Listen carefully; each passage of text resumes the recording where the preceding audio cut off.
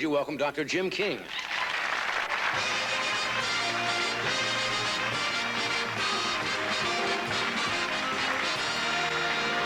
Good to meet you. Johnny. How are things back in the Midwest? Fine, very good. Glad the winter is over? Well, it's not. It looks like there's snow coming in from Denver area. Hope we can get back. In South Dakota, I'm telling you, you never know when it's going to end. Now, I understand you were coming out here on a trip anyway, and you decided to give us a call. Yes, I'm an optometrist, and I deal with reading and vision and learning and memory, things of this nature. And I put on a course last Sunday, actually, at the Southern California College of Optometry on memory strategies to improve reading and spelling performance. And I had read, about 6 to 8 weeks ago, an article about how you know when you've arrived in life. Yeah. And one of the hallmarks of fame was to appear on the Johnny Carson show. And Shirley Wood, your coordinator, was quoted as saying, you don't have to be a rich or a millionaire or a star if you have a special talent, like the manualist. Right. And I thought, well, I can't do that, but I have a very strange and wonderful left hand. Well, we're going to get to that later because we want to hold this crowd at home as long as we can. We don't want to tip the big stuff yet. Was it tough to get through here? Well, I called first. It took a lot of courage to call, but I called first, and the first time I got disconnected. I thought maybe they had seen my show. Secondly, I called and asked for Shirley, and she was out to lunch. So they said, call back in an hour. Call back in an hour, and she was in conference. In conference, huh? So Barbara, her assistant, said, could I help you? Well, I said, I'm Dr. Jim King. I'm coming to California, et cetera, et cetera. I'd make myself available for an interview either Monday morning or Monday afternoon before I go back on the plane. And she said, well, that's fine except for two things. One is we don't audition for the Johnny Carson show. Mm-hmm. And secondly, she said, Shirley Wood's going to be out of town on vacation Monday. So I said, is anyone else there available to see me? And she said, well, I don't know. What do you do? And I said, I have musical tendons. That must have got their attention right off. And she said, musical whats? And I said, musical tendons. And she said, well, what do you play? And I said, well, I only have 5 tendons, so I can play anything with 5 notes.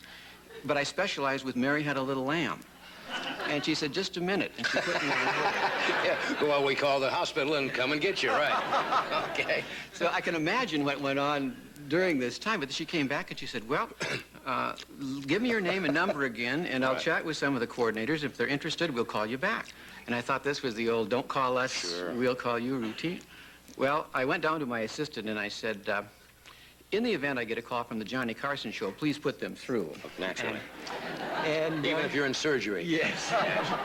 And she said, and if President Reagan calls, shall I put him through too? You know, a little disbelief. So I went back to my training patient that I was working with, little Billy, and he came in with very depressed. And I said, Billy, what's wrong? I feel so good. And he said, well, got a headache. Mm-hmm. And I said, well, what's wrong? Do you have a bad day at school? And he said, it's a migraine. And I said, well, I'm feeling so good, I might go on the Johnny Carson show.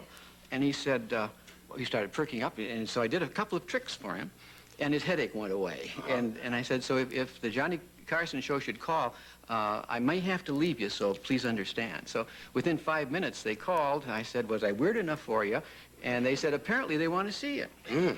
So I had an interview, and here you are. Here I am.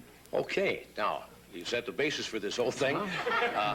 And we're going to take a break. We're going to come back, and we'll find out what's going to happen. Okay. I have not seen this, so stay where you are. We'll be back.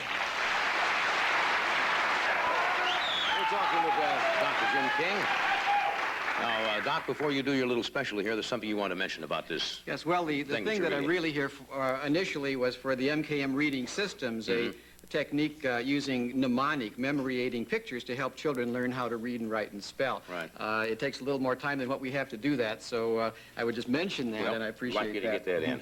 Okay, now. Okay, this is what you've been waiting for. When did you discover you had this intriguing left hand? Well, I started magic about 5th grade, I suppose. Right. And I put on my first magic show at 7th grade level, and then gradually I started doing some things that were just kind of strange. People would say, you know, can you do this or can you do this? A little exercise to keep your hands flexible? And I said, well, I don't know, can you do this and that? And then suddenly I developed a whole routine. For example, let me just kind of, can I use your coffee cup for just a minute? Oops, I dropped a penny already. Oh. If I have a... we're going to get a camera in here close now. All right. hope I can do this. If I have a penny like this, you can see that it kind of bounces. Well, that didn't do it. This, I've ruined my penny. This is, what happens is that I have... Now, can you see this, folks, here? Knuckles that He's got little tendons in there that do weird things. move. Now, this kind of is a lead for my musical tendons. And I have to have a camera kind of here like this. And you kind of have to imagine that this is like a keyboard of a piano. And if you can see perceptibly, I hope, little notes. And what this is Bob, are you ready for the... So Bob Bain is going to accompany you on the guitar. This is called Jim King playing Mary Had a Little Lamb on his musical tendons, accompanied by Bob Bain and Jim King on the vocal. Mary had a little lamb, little lamb, little lamb. Mary had a little lamb, its fleece was white as snow, snow, white as snow. That's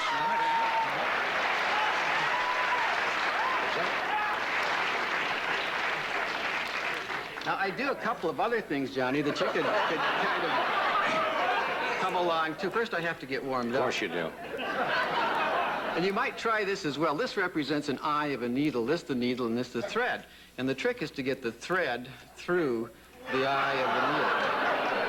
Now, we have 3 strands of thread. We put the big one through. We'll put the middle one through. And then finally, we'll put the little one through. Now, it looks real easy, but everybody make an eye and see if you can thread... Put the second finger in. ...the needle. Well, I mean, if you have... Now, if you've been practicing, you can balance a penny on the end of the thread and bring it through...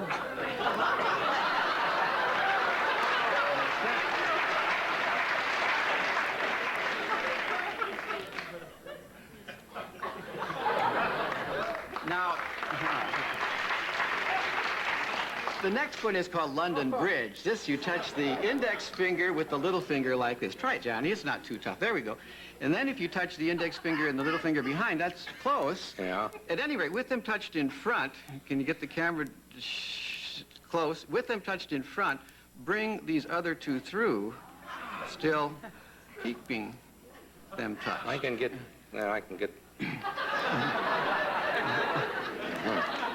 Well, this builds up to what's called the penny trick. Oh, all right. I knew there was a finish to this. You've been doing these? I'm trying. Okay, big finish. Big finish. This is the penny trick, and I hope it worked. 4 pennies, placed 1 on each finger. Need the camera again. Okay. The trick is to try to get all 4 pennies over to the thumb, moving them, from one finger to the other. This is impossible, so it doesn't always work. Well, Now, I this- guess...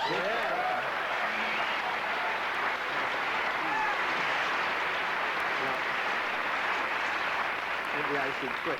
Sometimes when one falls down there, I can recover it, go like this, and put it back on. Close enough. Well, Doc, that's remarkable. Well, thank you for being here. Really, have a nice trip.